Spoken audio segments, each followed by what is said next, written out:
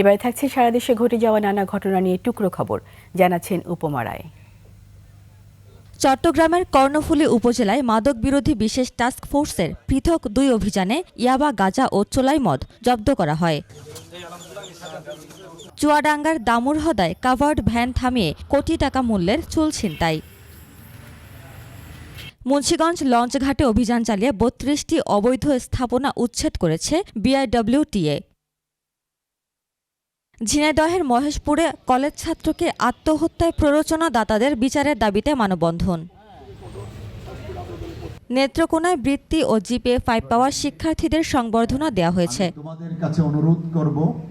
নীলফামারীর জলঢাকায় family card শুমারির তথ্য সংগ্রহকারী ও supervisor নিয়োগে অনিয়মের অভিযোগে বিক্ষোভ ও মানববন্ধন।